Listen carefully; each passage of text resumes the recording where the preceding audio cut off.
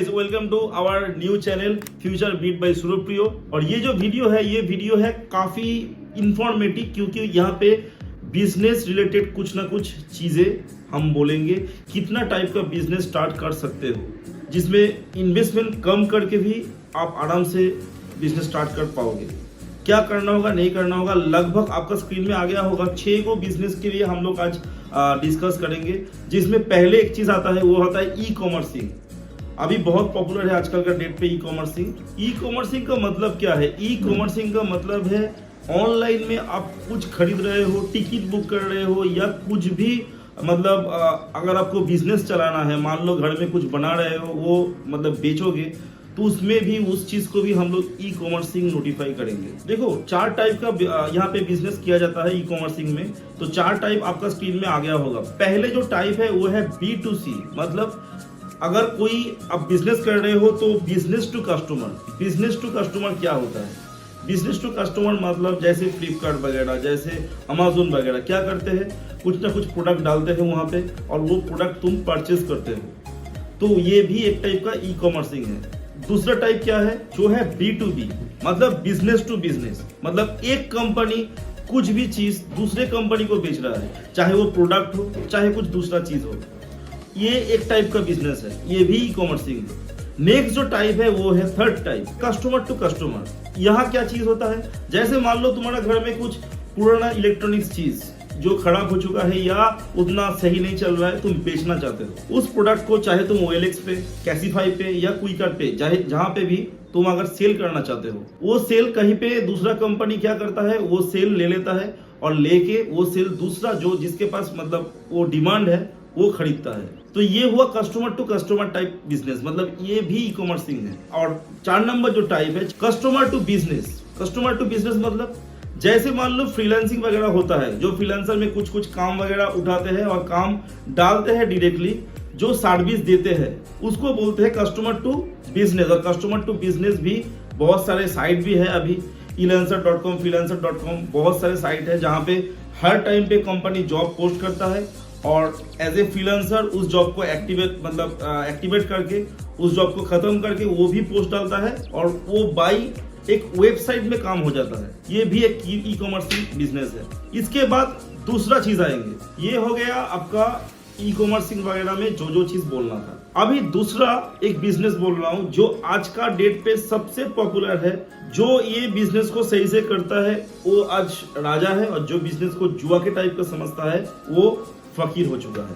क्या है वो है स्टॉक मार्केट, जहाँ पे बहुत लोगों के पास लगता है कि चीज ऐसा है कि पैसा डालो और पैसा निकालो, मतलब कहीं पे कुछ खजाना रखा हुआ है, पैसा डालोगे और आराम से मिल जाएगा। चीज ऐसा है नहीं। बहुत अच्छे से एडुकेशन वगैरह में ये स्टॉक मार्केट का रिलेटेड वीडियो मैं यहाँ पे डालने वाला हूँ। अभी फिलहाल एक चीज मैं बोल दे रहा हूँ, स्टॉक मार्केट चीज क्या है। स्टॉक मार्केट पर्टिकुलरली कहीं पे आपको कुछ निवेश करना है, कुछ प्रोडक्ट का वैल्यू होता है। एक प्रोडक्ट का मान लीजिए वैल्यू है 5 रुपया, तो कभी प्रोडक्ट का दाम बढ़ता है, कभी कम होता है। ये बढ़ना और कम होने में आप अगर निवेश करोगे, मान लो 5 रुपया जब एक प्रोडक्ट का दाम था उस टाइम पे आप निवेश किए हो और प्रोडक्ट का दाम 6 रुपया हो गया, उस टाइम पे 1 रुपया का जो फायदा हुआ, ये आप डायरेक्टली कोई साइट जैसे मान लो जीरोधा हो, कोई बैंक का ऐप हो, डीमैट अकाउंट अगर मिल जाए तो कहीं से भी आप यहाँ पे निवेश कर सकते हो। मगर एक चीज है, यहाँ पे एक डिस्क्लेमर करके एक तो आ गया है, आप लोगों का स्क्रीन में देख लेना, क्योंकि मैं ये प्रमोट नहीं करता हूँ। फिर भी कुछ कुछ स्ट्रेटेजिकल वीडियो आएगा। एज ए ट्रेडर मैं खुद 6-7 साल से ट्रेडिंग कर रहा हूँ और जहां पे भी हूँ ये ट्रेडिंग बहुत बड़ा योगदान किया है मेरा लाइफ में। तो मैं कैसे ट्रेड करता हूँ और मैं कैसे यहाँ पे हमेशा प्रॉफिट में ही रहता हूँ। पहला 2-3 साल मेरा लॉस कुछ हुआ था, मगर अभी फिलहाल मेरा जितना भी जर्नी है लास्ट 4 साल में मैं लगातार प्रॉफिट में ही हूँ। क्यों मैं प्रॉफिट में हूँ? सबसे जो बड़ा बात है, ये स्टॉक मार्केट है एक्चुअली एक तो एडुकेशन। बहुत लोगों को ये चीज मालूम नहीं होता है पहले। अगर यहाँ पे आप अगर पैसा बनाने चाहते हो स्टॉक मार्केट में, तो कहीं ना कहीं एक चीज देखना होगा, और मनी मैनेजमेंट अगर सही से किया जाए तो बहुत कम पैसा निवेश करके भी यहाँ पे प्रॉफिट बनाया जा सकता है। आजकल लोग ग्रो में भी इन्वेस्ट कर रहे हैं। मैं कोई पर्टिकुलरली कोई ऐप का प्रमोशन नहीं करता हूँ। जो स्टॉक में मैं निवेश करता हूँ वही स्टॉक के बारे में मैं पहले बहुत सारे छानबीन करता हूँ, स्टॉक का न्यूज जानता हूँ, उसके बाद वो स्टॉक में कितना पैसा निवेश करना मेरा सेफ होगा, ये सब कुछ चीज मैं करके अभी लास्ट 6 साल का जो जर्नी है, ये जर्नी कैसे कैसे मैं सीखा हूँ, ये टोटल एक एक करके वीडियो यहाँ पे आने वाला है। अभी बहुत सारे इंस्टीट्यूट वगैरह है जहाँ पे ये स्टॉक वगैरह सही से सिखाया जाता है। पहले सीखना बहुत जरूरी है, पहले इस चीज को पढ़ना बहुत जरूरी है। अगर सही से सीखोगे या पढ़ोगे, आराम से चीजें अगर समझ में आएगा, निवेश करते करते जाओ, आराम से पैसा बनाते जाओ। और इतना पैसा बनेगा, कोई बिजनेस ऐसा है नहीं कि स्टॉक से ज्यादा पैसा दे दे। अगर तुमको ये नॉलेज एक बार आ गया, अगर विदाउट नॉलेज आप अगर निवेश कर रहे हो, वो तो जुआ हो गया। जो बहुत लोगों का डाउट रहता है कि स्टॉक तो जुआ है, वहां पे पैसा निवेश करने में 100% चला जाता है। चीजें एकदम ऐसा है नहीं, आपको सीखना है पहले। अभी आते हैं 3 नंबर बिजनेस टिप्स। और ये 3 नंबर बिजनेस टिप जो है, मेरे साथ जो और एक एक्सपर्ट है जिसका एक्चुअली यही काम है, वो इस बारे में बोलने वाला है। Hope you are all fine, I am also very fine. आज इस वीडियो में हम लोग थर्ड बिजनेस टॉपिक के ऊपर बात करेंगे, जो है क्लाउड किचन। घर में तो हम लोग सभी खाना बनाते हैं, इसके लिए एक्स्ट्रा कुछ मिलता है क्या? नहीं मिलता है, लेकिन हाँ, इसको हम लोग एक इनकम का प्लेटफॉर्म भी बना सकते हैं। अगर हम लोग बहुत एक्सपर्ट है खाना बनाने में, तो क्यों ना हम इसके लिए एक इनकम का अलग वे सोच के रखें। सेकेंड पॉइंट में हम लोग जानेंगे इस बिजनेस स्टार्ट करने के लिए कैसा इन्वेस्टमेंट का नीडेड है। देखिए, अगर हम लोगों के पास अच्छा खासा एक किचन का एरिया है, तो आपको प्लेस के लिए अलग से इन्वेस्टमेंट का नीडेड नहीं होगा।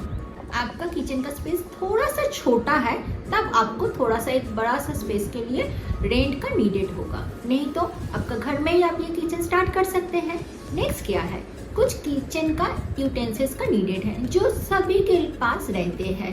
कुछ ना कुछ तो हम लोगों के पास रहते ही हैं। अगर आपका ऑर्डर बढ़ेगा, तब क्या होगा, यूटेंसिल्स का साइज थोड़ा सा बड़ा करना पड़ेगा, वो तो बात का बात है। पहले घर में जो है उससे ही आप ये क्लाउड किचन स्टार्ट कर सकते हैं।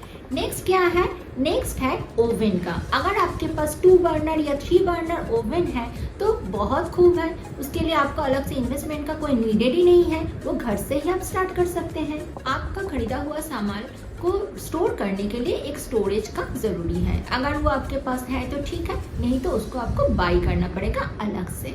और क्या है, फ्रिज का बहुत ज्यादा नीडेड है इस बिजनेस को आगे चलने के लिए। विदाउट फ्रिज हम लोग ये बिजनेस कर ही नहीं पाएंगे, क्योंकि खाना को हमको स्टोर करके रखना पड़ेगा।